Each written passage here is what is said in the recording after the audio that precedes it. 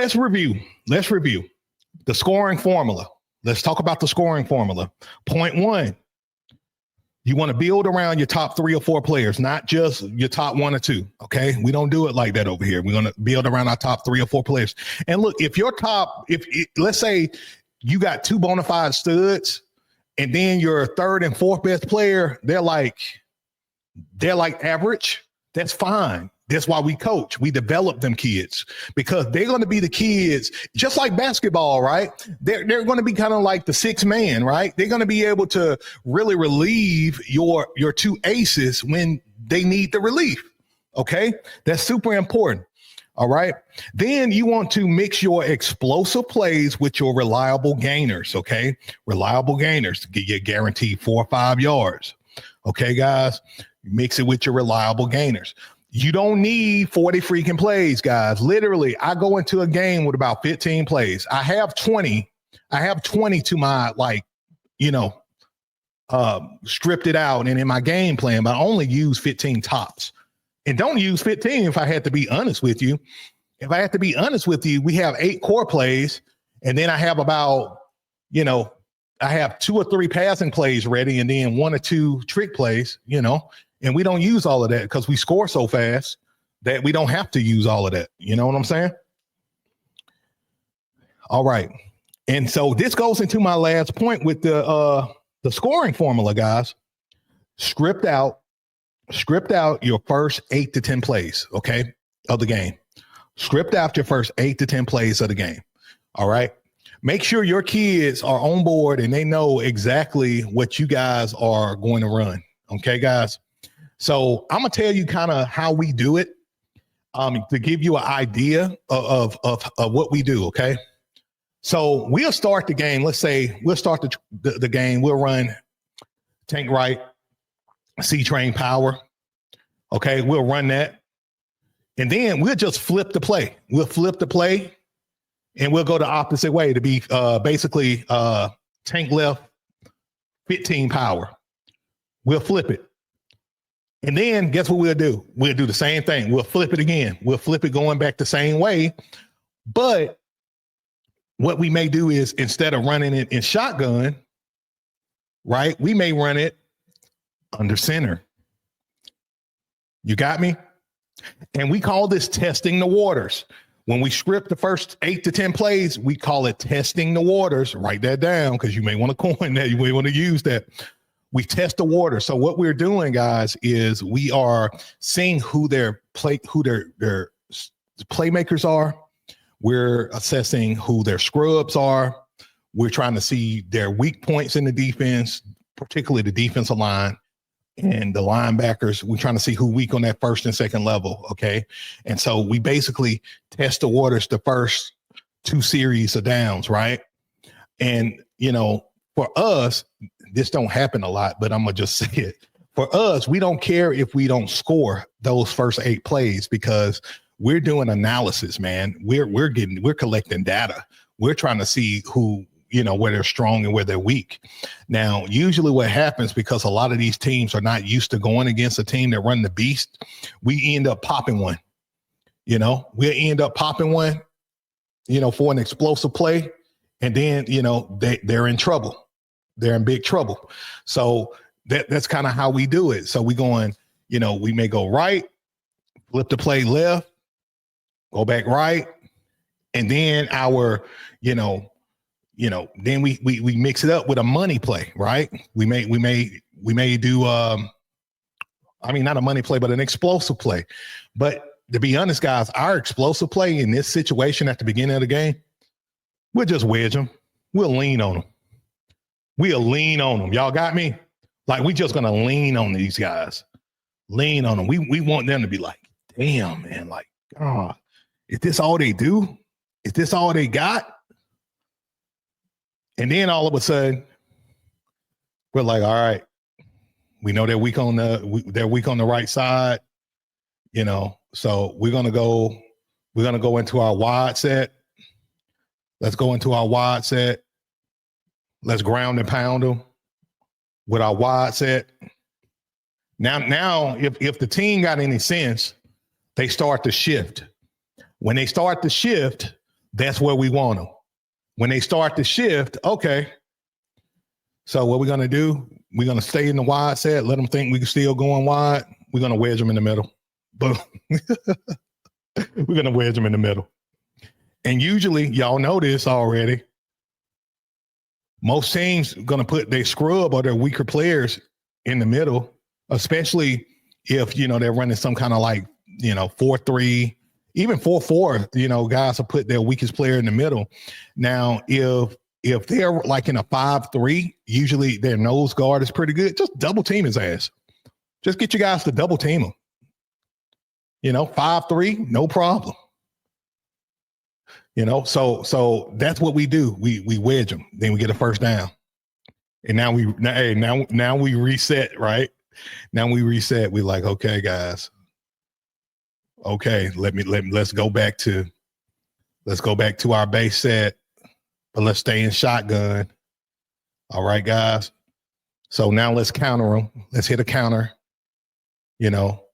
Or let's run the same. Let's run the same type of play, but let's put a wrinkle in there, right? So this the 1.0 playbook. But we'll start running out of 3.0 playbook, right? So now we may run this play again, but the wrinkle is we may have to start doing return orbit motion, or we'll have him just playing around razzle-dazzle back here. Now these linebackers starting to feel a little insecure because whoa, we ain't used to this. Why is this dude doing return orbit motion? And he dancing around here. And we'll run the same play. Boom. Y'all see what I do? Like it's the small things, guys. And see, you know what gives us that freedom to do this kind of stuff? The blocking. The blocking allows us to be able to really begin to wear and tear on these teams. And then, while we're doing that, here's the perfect example. They're like, oh shit. I mean, excuse my language. I'm trying to work on my profanity. Now they're like, oh crap, here we go again. He's finna run it again. And then the quarterback act like he hit the tight end on the freaking seam route. Touchdown. Y'all get the psychology of how we do what we do and why I do what I do with my offense. Do y'all see the art of scoring? Let me know in the comments. Give me a hell yeah in the comments if y'all see the art of how we score and how we do what we do. But everything we do is going to be predicated on how we block and how we freaking execute. Y'all got me. Like, and then from this point, it don't become difficult. You don't have to yell at your kids because they're not executing, because you rep the hell out of it at practice. You don't have to get frustrated and mad at your kids because they're half-assing.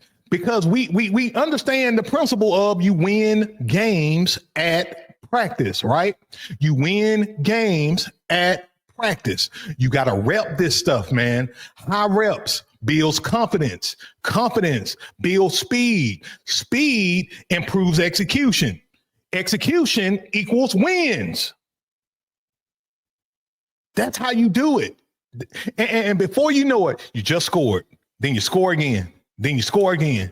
And now their souls are taken. Now it's halftime. You up 21-28-0, whatever. Their souls are taken.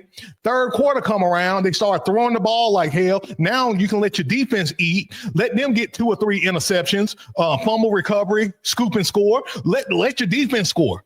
Now let your defense score. Now your defense then gave you 14 points. Now let's see, you got 28, you had 28-0. Your offense produced 28 points. Then your defense produced 14 points. Now it's 42-0, third quarter. Now they finna forfeit the game. Now the ref forfeiting the game. It's it. That's it. That's it, game. Mercy rule. Mercy rule. That's how you do it. That's how you do it, guys. Coach JB says too easy. It is. It's an art, guys. I tell you guys all the time, youth football does not have to be hard. It does not have to be hard, guys.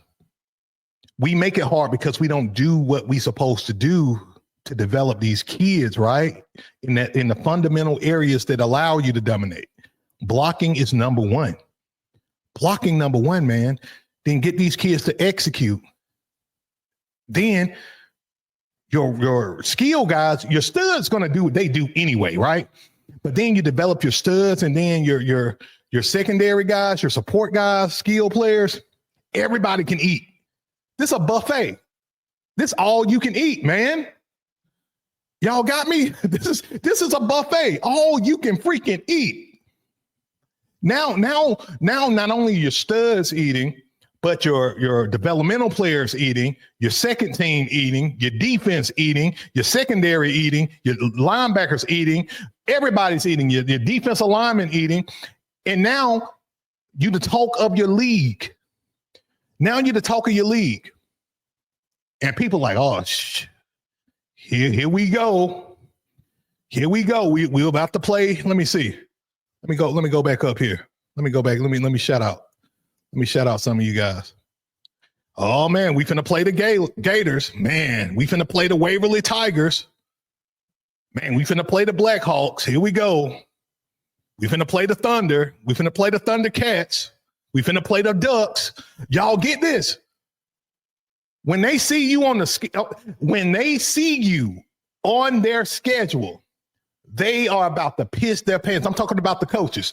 When the coaches see you on their schedule, they're about to piss their pants. They don't want to talk to their wife. They don't want to talk to their kids. They go and tell their kids to go in the room and cut on some cartoons. They not in the mood. You're going to have them go to the local convenience store, and you're going to have them go and get some freaking Jack Daniels or whatever their favorite alcohol beverage, and they're going to sit and think, how in the hell are we going to beat this team? Y'all got me. And guys, do me a solid. We only got 26 likes right now. I know I'm cooking, man. I know I'm cooking better than 26 likes, guys. Do me a solid, guys. Hit that like button for me. Hit that. We're going to pause right now. We're going to pause before I go any further. Before we, Miss B said Budweiser. Before I go any further, we're going to pause. We're going to get